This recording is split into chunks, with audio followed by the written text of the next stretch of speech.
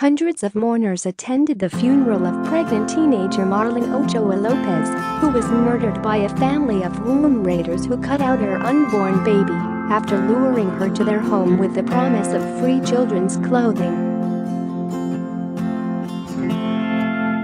The 19-year-old was strangled on April 23 before having her son cut from her womb in a sickening attack in Chicago that went undetected for 3 weeks.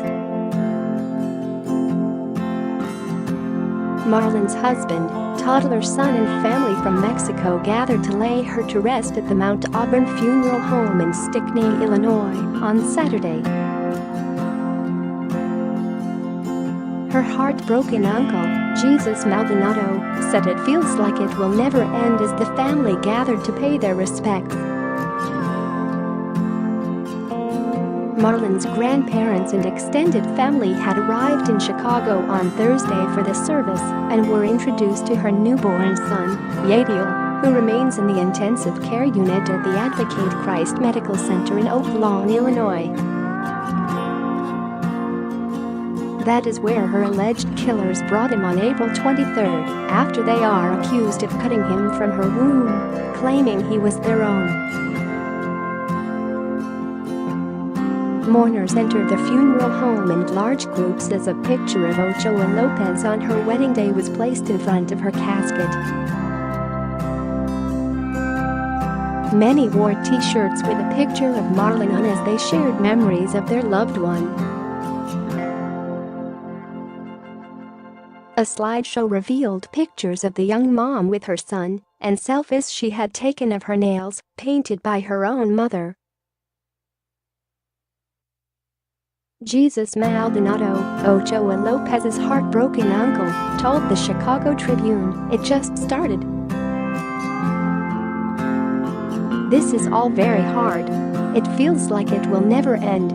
Family friend Maria Martinez added, "There are people that don't know her, but it hurts us all. How can people be so bad?" Prayers cards which read Todo lo puedo en Cristo que me fortalece, meaning, I can do anything with Christ's strength, were also handed out.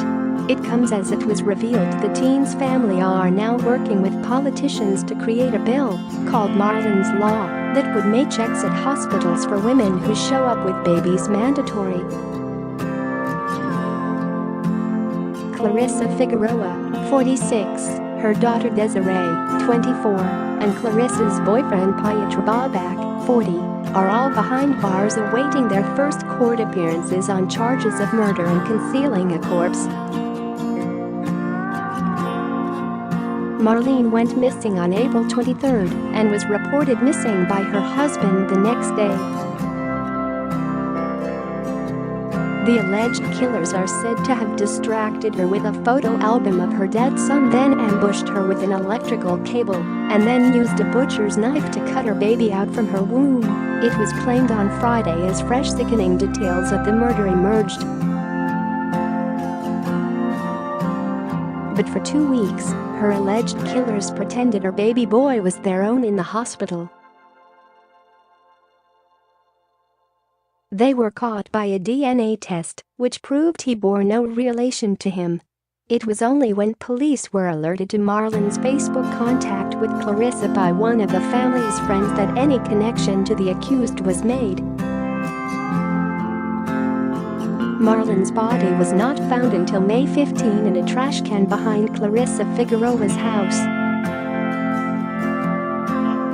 On Thursday, her husband of 3 years, Yaveni, tearfully revealed how her family suspected he was responsible for her disappearance before the truth emerged. He also told how he was forced to take a lie detector test by Chicago cops and that the whole process left him broken-hearted and defeated.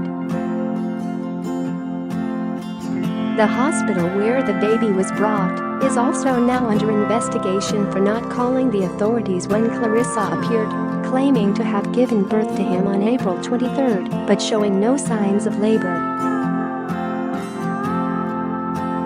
Prosecutors say Clarissa was examined by an OB technician who cleaned Marlon's blood off her, but that no one thought to call the authorities about the fact it was clear she was not in the condition of a woman who had just given birth at home.